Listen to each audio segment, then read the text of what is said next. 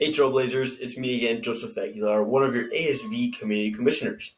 I just want to remind you all that as part of October being National Anti-Bullying Month, Unity Day is right around the corner.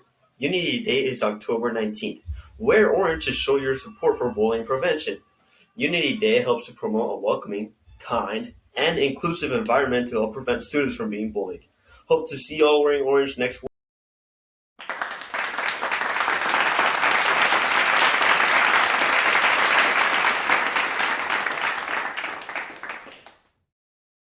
Hi Trailblazers, welcome back to Trailblazers Tale. I'm Jasmine D'Amaco, your sophomore vice president. This week's Trailblazer is Dara Torres. Torres was born April 15th, 1967 in Beverly Hills, California. She's a 12-time Olympic medalist as well as the oldest and fastest swimmer in women's U.S. Olympic team. She overcame great odds such as her age, reconstructive surgery, and physical therapy for the 2012 Olympics.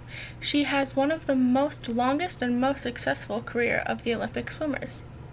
Now, after retiring from professional swimming after 24 years, she has become a model, news reporter, and announcer for some of the biggest platforms such as ABC and Fox News. And now, let's get into the video and see her amazing Trailblazer story.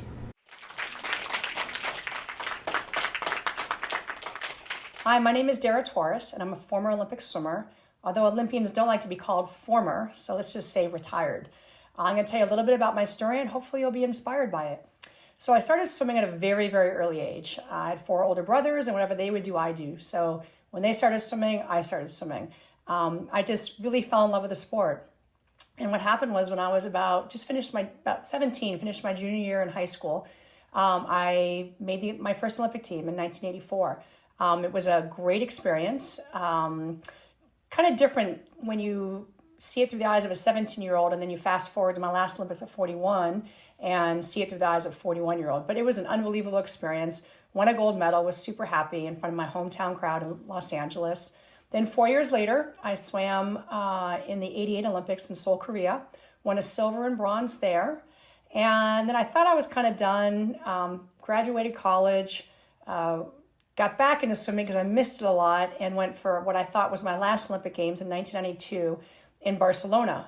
I won a gold there, and all those 4 medals were all on relays. And so I never really got that individual gold, which really bothered me, but I was like, you know what? They called me the grandma on the team in 92, and I felt like I was old at 25.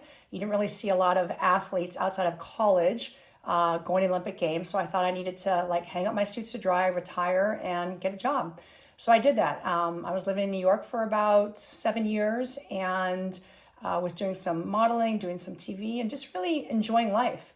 And then about a year before the 2000 Olympics in Sydney, Australia, I got the itch again and decided that I wanted to train for my 4th Olympic Games. Now, I won't even tell you what they called me at 33 years old, training for an Olympic Games, but it was something that I just really wanted to do. I felt like no one's done it before, taking that much time off and coming back. Not a lot of people could say they have been in 4 Olympic Games, and I just thought it would be a great goal to try to do that. So I went to those Olympic Games. I actually swam 5 events there, 3 individual events. I won 3 bronze in the individual events and 2 golds in the relay. And I'll never forget my last relay. I was up on the awards podium. We got that gold medal, and I'm standing there, and the national anthem starts to play, and the American flag starts to rise up. And I started crying. I'm like, oh my gosh, don't cry. You know you're not supposed to cry. You kind of don't want to show your emotions on the award stand. You just want to be happy. And I was crying. And I didn't know if it was happy tears or sad tears. But when I started to figure out why I was crying, I thought, oh my gosh, I don't have a job when I get home. What am I going to do? And literally that's what I was thinking is I don't have a job to go home to. I just swam in my 4th Olympic Games and I have no work.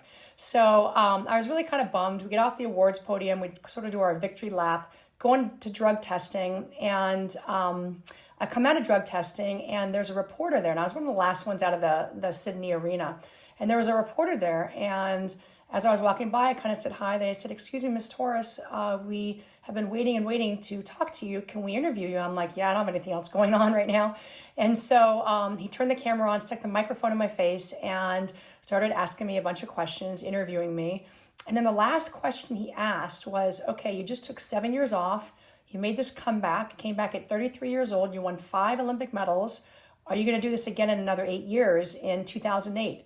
And I looked at him and I thought, oh my gosh, that's the stupidest question I've ever heard. And I walked away.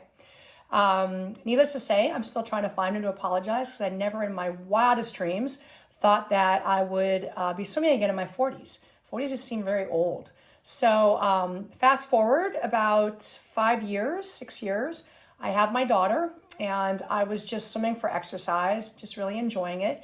And I don't know, one thing kind of led to another and I got the itch again to start training for another Olympic Games. And I wasn't really sure how I was going to do it because I had this newborn at home, this infant, and how was I going to be a great mother and take care of my child and also train for an Olympic Games. And so I really look to working parents out there as my inspiration to know that you can go and do what you love to do. And for me, my work was swimming, which I loved, and also be a great parent to your child. And I really just found a schedule that worked best for myself and my daughter. And so, I started training a little less than 2 years before the '08 Olympics in Beijing. I was in Coral Springs, Florida, and was really, really enjoying it. But, when I first got into it, there were two kinds of people that I would encounter. The first one was the type that would say, you're too old to do this. Why are you doing this? And the second one was really just my mom and my family that were like, oh, if anyone can do it, you can do it. And so, I started thinking about it when I decided to make this comeback and hadn't really started the training yet. And I thought, you know what? If Jack Nicklaus can win a Masters at 46 years old and Nolan Ryan could pitch a no-hitter at 44 years old, why can't a 41-year-old mom try for an Olympic team?